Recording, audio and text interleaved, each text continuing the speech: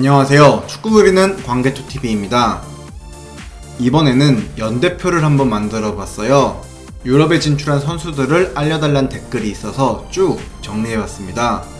며칠에 걸쳐 자료조사하느라 영상이 꽤 많이 늦어졌습니다.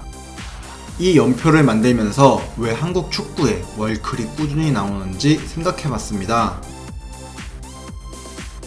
시작부터 좋았는데요. 처음 유럽에 진출한 한국 선수가 바로 차범근이었죠. 그는 첫 시즌 월드베스트 11에 꼽힐 정도로 무서운 모습을 보여줍니다. 프랑크푸르트를 UEFA컵 정상으로 이끌었죠.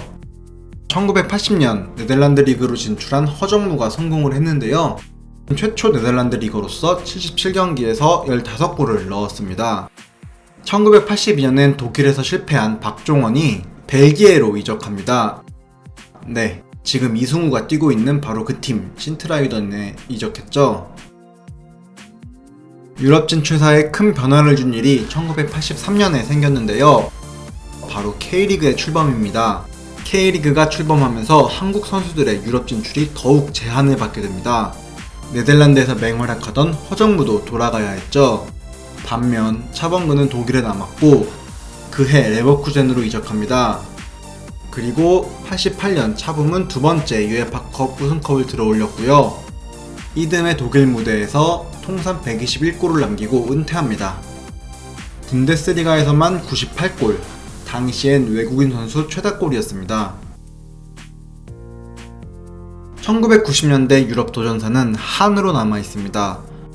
유망주였던 황선홍이 레버쿠젠에 입단했지만 아마추어 팀에서 훈련하는데 그쳤고요. 전성기가 지났던 최순호가 프랑스 2부 리그로 갔습니다. 최순호는 80년대 유벤투스의 러브콜을 받았지만 군대 문제로 갈 수 없었죠. 아시아 최고 선수로 꼽히던 김주성은 독일 무대에 진출해 두 시즌을 뛰며 강등과 승격을 모두 경험하는 특이한 이력을 쌓았습니다. 다만 소속팀 부산이 복귀를 원해 돌아와야 했죠. 1998년까지 유럽 무대 1부에 도전한 선수가 없었습니다. 서정원이 강한 의지를 갖고 르상피오냐, 지금의 프랑스 리그 1으로 진출하는 게 다시 물꼬를 트는 일이었는데요. 같은 해 노정현은 J리그에서 네덜란드 리그로 갔습니다. 그리고 정재권도 최초로 포르투갈 리그에 진출했죠. 그러나 이 세 선수 모두 금방 돌아와야만 했습니다.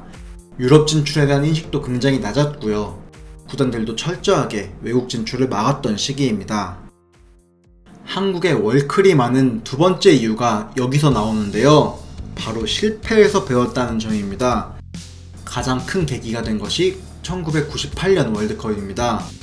98년 월드컵에서 한국은 참담한 실패를 경험합니다. 당시 한국은 2002 월드컵을 유치한 상황이었는데 발등에 불이 떨어졌습니다. 이대로라면 2002년 월드컵에서 망신이 확실해 보였기 때문이죠. 이때부터 쇄국 정책을 풀고 적극적으로 선수들을 유럽으로 내보냅니다. 안정환이 2000년 처음으로 이탈리아 세리에 A에 진출했고요. 라이언킹 이동국은 독일 볼프스부르크에 입단했죠.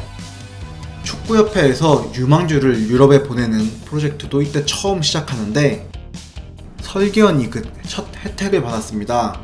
그는 두 번째 벨기에 리거가 됐죠. 2002년 월드컵에서 한국은 히딩크 감독과 함께 4강에 올랐습니다. 16강에선 설기현과 안정환이 이탈리아를 상대로 나란히 득점을 했습니다. 한국 선수들에 대한 유럽의 인식이 바뀌었고 러브콜이 이어집니다. 이을용이 그 시작이었죠.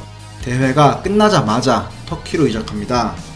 그리고 2003년 1월에는 이천수가 라리가의 레알 소시에다드에 입단하며 첫 스페인 1부 리거가 됐습니다. 그리고 박지성과 이영표가 히딩크 감독을 따라 PSV 에인트호븐에 입단했죠. 허정무에 이어 두 번째입니다. 2004년엔 설기현이 잉글랜드 울버햄턴으로 이적합니다. 당시 울버햄턴은 2부 챔피언십에 있었습니다. 때문에 최초의 프리미어리그 타이틀은 이듬해 맨유에 입단한 박지성이 차지합니다. 2006년엔 러시아의 문이 처음 열렸는데요. 현영민이 제니트에 입단했죠. 그러나 2006년 월드컵 때 아드보카트 감독의 총애를 받은 김동진이 제니트에 함께 입단하며 현영민은 떠나야 했습니다. 2008년에는 박지성이 한국인 최초로 챔피언스리그 정상에 올랐습니다. 차범근도 보지 못한 우승컵이었고요. 참고로 박지성은 프리미어리그 우승컵을 들어본 유일한 한국인이기도 합니다. 같은 해 박주영은 프랑스 리그 1으로 이적했죠. 프랑스에서 승승장구하던 박주영은 아스널로 이적하며 기대를 모았습니다. 그러나 안타깝게도 프리미어리그에는 적응하지 못했죠. 그래도 셀타비고 임대 기간 동안 한국인 최초로 라리간 득점 기록을 세웁니다. 세 번째 이유는 앞으로 이어지는 유망주들의 유럽 러쉬를 보면 알 수 있습니다. 바로 정상에 대한 열망이 강하다는 점인데요. 특히 2009년은 굉장히 인상적인 해입니다. 이청용이 프리미어리그 볼턴으로 이적합니다. K리그에서 잉글랜드로 건너간 선수 중 최다 이적료를 기록하는데요. 당시 돈으로 44억 원이었습니다. 그리고 손흥민이 대한축구협회 유망주 프로젝트의 일원으로 함부르크 유스팀에 입단했죠. 같은 해 석현주는 자신의 힘으로 네덜란드 아약스의 입단 테스트를 통과합니다. 2010년엔 기성용이 셀틱으로 이적하며 최초의 스코틀랜드 프리미어리거가 됐습니다.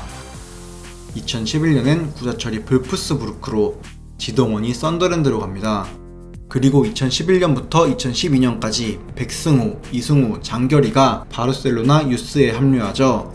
굉장한 기대를 모은 유망주들의 바르샤 행이었습니다. 2013년엔 홍정호가 중앙 수비수로는 처음으로 4대 리그 1부 무대를 밟습니다. 그 이전엔 심재원이 수비수로 유럽 무대에 도전했지만 정상 무대에 서지는 못했습니다. 2014년엔 김진수가 호펜하임에 갔고요. 황희찬이 오스트리아 리거가 됐습니다. 2015년엔 손흥민이 프리미어 리거가 됐죠. 이적료만 400억 원. 한국 역사상 최고 이적료를 기록합니다. 참고로 그전엔 기성용이 스완지 시티로 이적하며 세운 107억 원이 1등이었습니다. 2017년엔 권창훈, 2018년엔 이재성이 유럽에 도전했죠. 둘 다 K리그에서 굉장한 활약을 보여주던 선수였습니다. 같은 해 인천의 유망주였던 정우영은 미넨으로 이적했고요.